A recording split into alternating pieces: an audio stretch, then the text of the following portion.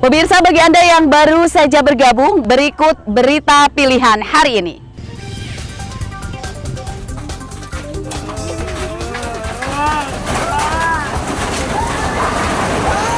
Akibat tanah ambles, sebuah rumah yang berdiri di lahan rawa di Mesuji ambruk.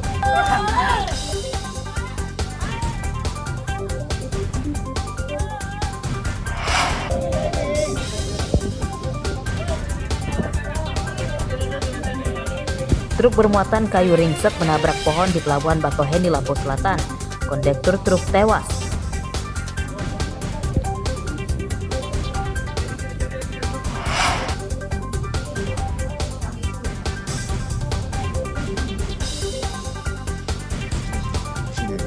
Penyergapan bandar narkoba di Pringsewu, polisi sita 9 kg ganja dan senjata api di warung tersangka.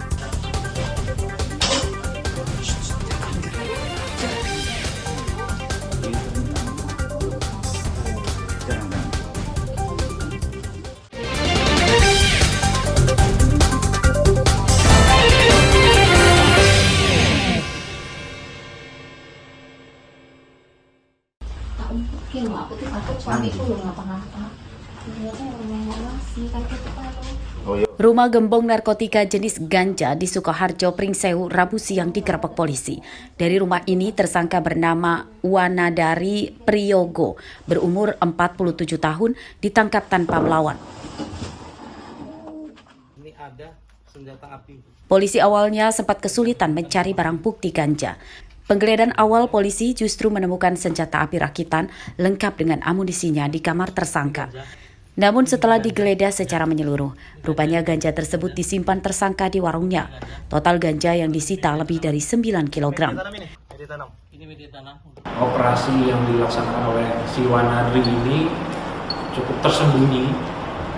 Jadi si Wanadri selain menanam pohon-pohon ganja di rumahnya, dia juga mendapatkan stok ganja dari Aceh, kemudian dia olah untuk konsumsi dalam skala kecil, baik itu menggunakan ganja kering yang langsung dihisap maupun ganja yang diolah untuk diproduksi untuk jadi minyak-minyak yang dia jual juga secara online menggunakan platform media sosial yang dia punya.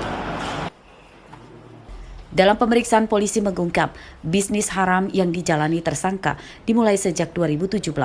Awalnya ia menanam ganja di rumahnya dan ganja yang dipanen kemudian dijual kepada pelanggannya. Usahanya rupanya kian berkembang pesat hingga harus mencari pasokan ganja dari Aceh. Jualan ganja dari tahun berapa? Kalau jual ganjanya saya nggak jual, cuma kirim Pak. Ya itu masuk dijual dari tahun berapa? Aktivitas 2022 2022 2017. 2017 itu yang saya belajar nanam juga. Oh, belajar nanam. Ya. Oke. Jadi budidaya ganja dari 2017, jadi Bapak lebih ngerti untuk urusan penanaman ganja. Setelah itu Bapak masuk bisnisnya 2022, dijual, nyambung dengan jaringan Aceh itu ya Pak ya? Ya. Jadi kita belajar untuk ngirim aja. Sebenarnya kalau di Kabupaten Pringsewu yang pembeli dari ganjanya Bapak itu ada cukup banyak ya? Nggak ada Pak. Jadi pokoknya di luar semua coba di daerah luar Lampung. Luar Lampung. Penyidikan ini masih akan dikembangkan polisi untuk memburu pemasok ganja dan senjata api ilegal. Akibat perbuatannya, tersangka terancam 20 tahun penjara. Ari Susanto melaporkan dari Pringsewu.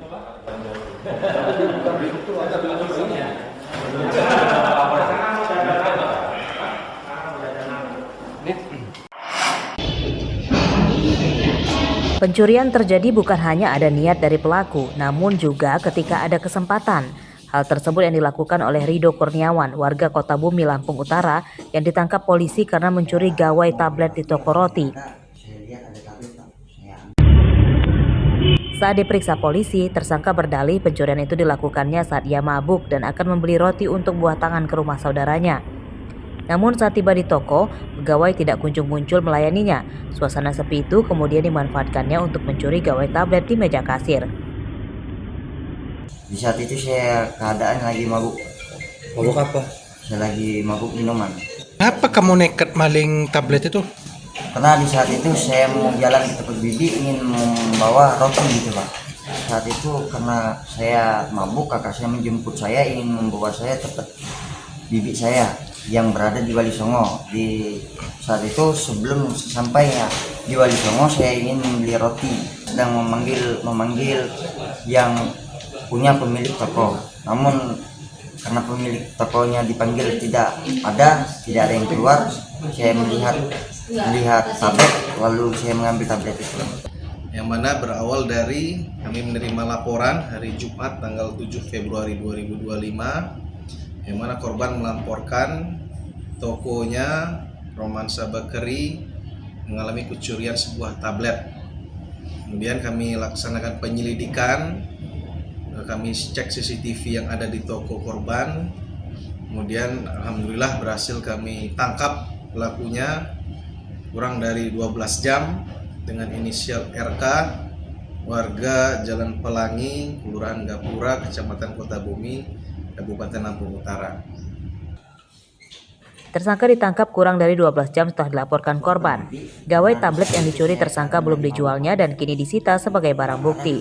Akibat perbuatannya, tersangka terancam hukuman 7 tahun penjara. Ardi Yohaba melaporkan dari Lampung Utara.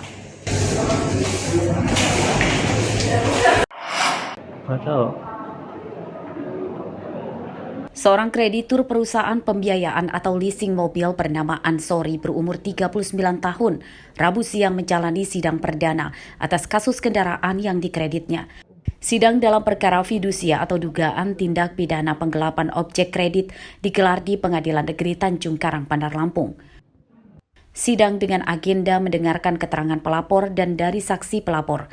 Kasus yang dialami oleh pria warga Teluk Betung Timur, Bandar Lampung tersebut terungkap saat mengalami tunggakan angsuran.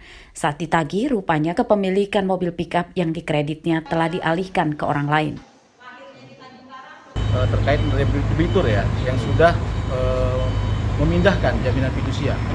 Sementara kita sebagai pemegang fidusia sampai saat ini belum ketemu di mana lokasi fidusia. Yang pertama. Yang kedua, pengembangan dari masalah ini akhirnya ditemukan bahwa adanya data, manipulasi data terhadap pengajuan kredit yang kita terima. Mengambil langkah adalah menempuh dengan jalur hukum. Karena langkah persuasif pasti di awal kita coba dengan kita menyampaikan surat peringatan pertama, kedua, ketiga, bahkan somasi pun pernah kita sampaikan. Tapi apabila tidak menemui jalan titik terangnya, maka kita ambil langkah hukum. Sidang dilanjutkan Rabu pekan depan dengan agenda mendengarkan tuntutan dari jaksa. Dalam perkara tersebut, terdakwa diancam dengan pasal 36 Undang-Undang Nomor 42 Tahun 1999 tentang jaminan fidusia dengan ancaman pidana 4 tahun penjara. Robi Laste melaporkan dari Bandar Lampung.